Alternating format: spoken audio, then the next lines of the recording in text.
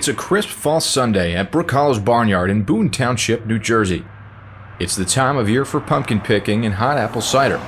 But for a select few inside a big barn on the property known as Insanity Racetrack, it's a day for vintage 1/10 scale off-road RC car racing. A couple years ago we put something together, then COVID hit, so this is kind of like the next one, hopefully more of a continuation, once a year kind of thing. And we're working on getting something together for our 20th anniversary coming up in a couple of years, so we're trying to build towards a bigger event.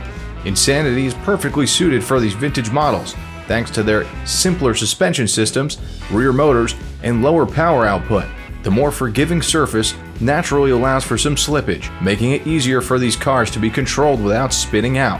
The bonus is a one-of-a-kind track layout that features tricky jumps, tabletops, and a carousel section. It was nothing that I intended to build. After many tries at something I tried to build, we wound up with this, and it actually turned out to be a pretty good racetrack. We were racing on baseball clay, basically with a lot of water compaction. The grip is coming in. I think these guys are gonna have a good day. Just can't thank everybody enough for supporting my racetrack and coming out.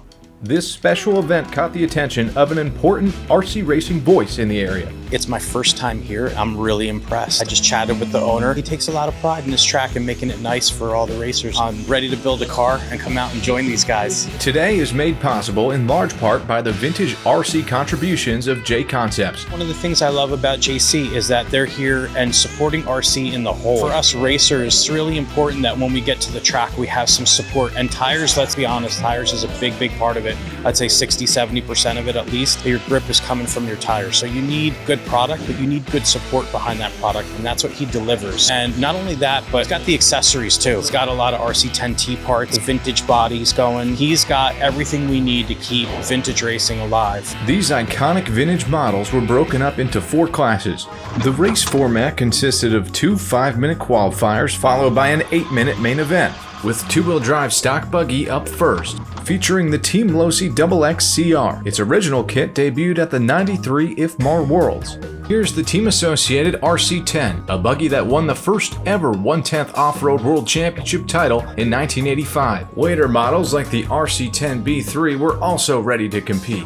In the second qualifier, longtime Team Losi driver Jose Zayas was able to pull away from the field and set TQ. He also reset the qualifying time track record with over 25-year-old machinery. Yeah, well, I'm vintage myself. No, I was fortunate. I started in RC back, I want to say 1988. I got my first car as a Blackfoot, and then I got my first race car in '92. It was an associated RC10T. Little by little, I started racing a little bit more, traveling a little bit more. I was fortunate to be a Losi driver in the late '90s and into the 2000s, and now we're racing many of those cars that we used to race back then. It's been a blast. The success of the 2-wheel drive buggy paved the way for hobbyists to start modifying their single cockpit kits to look more like trucks, the full-fendered vehicles they use to carry their gear to and from the track. Zayas continued to show speed in the stock stadium truck class, outpacing the field full of RC10 T2 and 3s by over a lap and resetting the qualifying time track record yet again. He hits all his marks and he will check out in a second. If he makes a mistake, you're pretty lucky. Zayas' XX TCR was a front runner, but with 2nd through 5th place, there was a much more slim margin for error. Drivers like Mark Baldwin were in that tight battle. Got my first RC in '85, it was a Hornet. My second was an RC10. Then a local track opened up to me in 2013, and that's when I got on board racing. I ran all JConcepts rubber on all my cars. Stadium truck was mostly double Ds. Of the older open cell tires I prefer on the stadium truck. When it's a rough track and it's a low traction situation, these rear motor cars, that's where they shine. Baldwin would start second in the A main with his RC10 T3. Next was open 4-wheel drive buggy featuring the Japan-based Yokomo YZ10. This belt-driven buggy was produced for Team Associated in the USA soon after Masami Hirosaka won the World Championships in 1989 with the Yokomo 870C Super Dogfighter, inspiring a generation. Got into RC in the early 90s. They got it to me a striker. We would look at issues of car action and see like, oh, this is the world's car, this is Yokomo YZ. Stuff I couldn't afford as a kid because I had no money. Later on, when I finished college and got a job, it's like, okay, now I can start trying to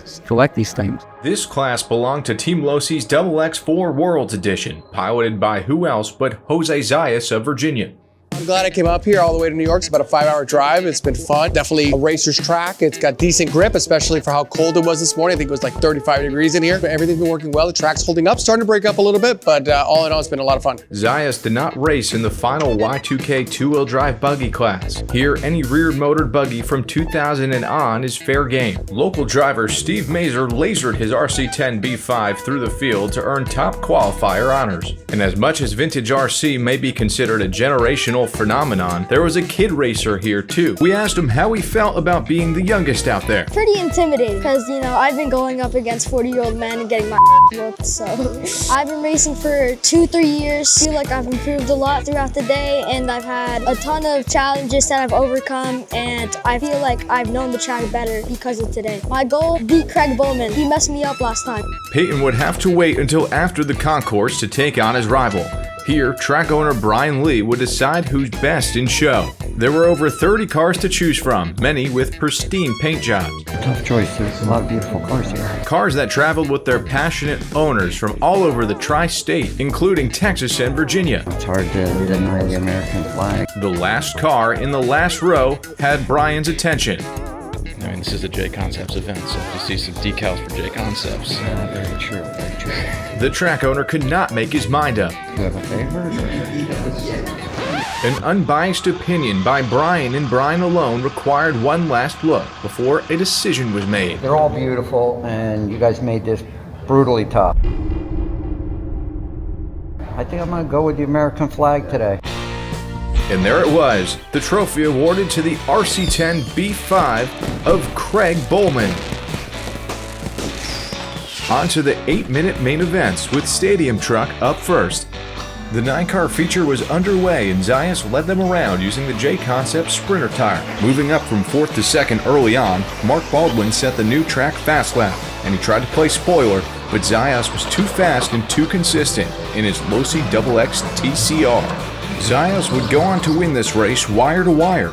Event organizer Jason Santos would finish in 2nd, and Ronaldo Vega, sporting the Losi XX TCR Graphite Plus, rallied from 5th to steal 3rd from Baldwin in the final seconds. 4-wheel drive buggy only featured 2 RC cars and was only 6 minutes due to the rest of the field not starting with mechanical issues. It was Zayas' Losi XX4 Worlds Edition versus Vegas' Yokomo YZ10. In lap 4 here, Vega made a costly mistake turning too early and hitting the cushion. That was all Zayas needed to check out, as he put in a heck of a run to win his 2nd straight race wire to wire, this one by over a lap, setting a new main time track record by 3 seconds. John Lee rounded out the podium in 3rd. The Y2K two-wheel drive buggy main featured 9 total cars with Steve Mazer on pole and his team-associated B5. Ronaldo Vega broke down in his Kyosho RB Type R. He was running in 4th. Mazer had to be careful weaving in and out of lap traffic. Lap 19 here, Mazer's crash brought the race lead down to 5 seconds, but for Mark Baldwin in 2nd, it was not enough because Mazer managed to hit his marks from then on to win wire to wire. Santos finished in 3rd, and unfortunately for young Peyton, he did not beat his rival Craig.